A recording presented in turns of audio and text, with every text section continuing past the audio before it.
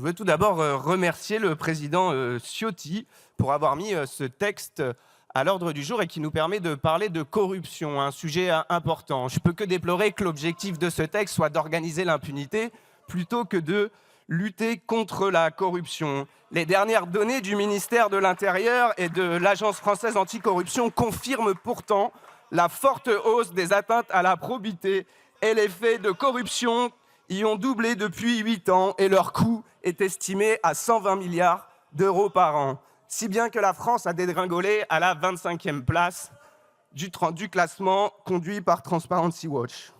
La corruption pose évidemment la question de la confiance de nos concitoyens en leurs représentants et dans les institutions qui se demandent à juste titre si les décisions et l'action publique sont bien motivées par l'intérêt général et non par des intérêts privés et personnels. En ce sens, la faiblesse de la réaction publique face à la capacité de Nestlé, avec la complicité de l'Élysée, de faire modifier des rapports publics, ou encore dans l'affaire du lycée privé Stanislas, où les conclusions du rapport des inspecteurs ont été modifiées, devrait nous alarmer et pousser à l'action. Mais votre priorité est l'impunité. Pourtant, en matière de corruption, la France a en effet un beau palmarès.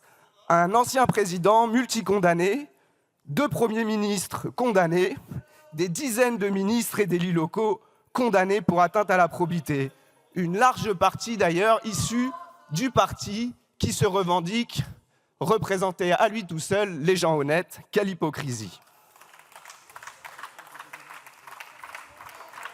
Et l'extrême droite, qui a bâti une large partie de son identité politique sur l'antisystème et le tous pourris, réussit la prouesse d'être quasiment en tête du podium de la corruption sans même avoir accédé au pouvoir depuis la collaboration.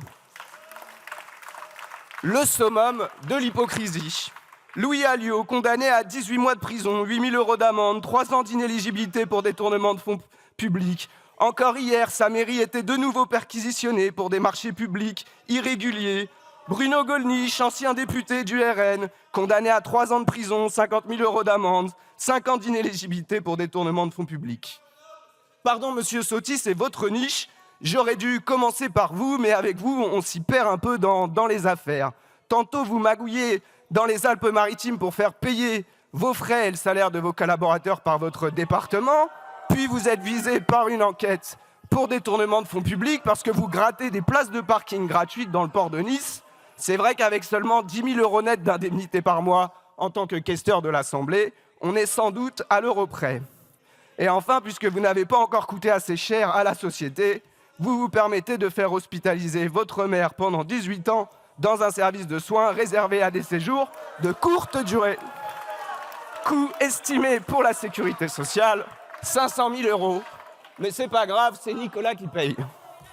Pour conclure avec les bancs de l'extrême droite, nous avons bien sûr Monsieur Odoul, condamné à 8 mois de prison avec sursis et à 1 an d'inéligibilité.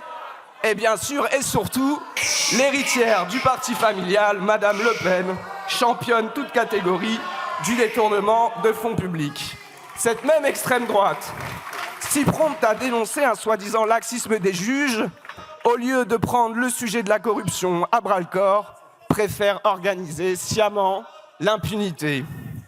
Incapable de faire amende honorable et de reconnaître ses torts, même les plus évidents, il et elle tentent de modifier la loi pour pouvoir se représenter et continuer leur combine.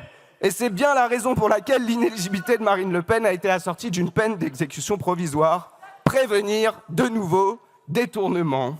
C'est la raison pour laquelle Marine Le Pen, condamnée à 4 ans de prison, à 100 000 € d'amende et à 5 ans d'inéligibilité, ne doit pas pouvoir se représenter, préserver l'argent public de ces magouilles à répétition. Et c'est une punition bien maigre par rapport au préjudice total des détournements du Rassemblement national.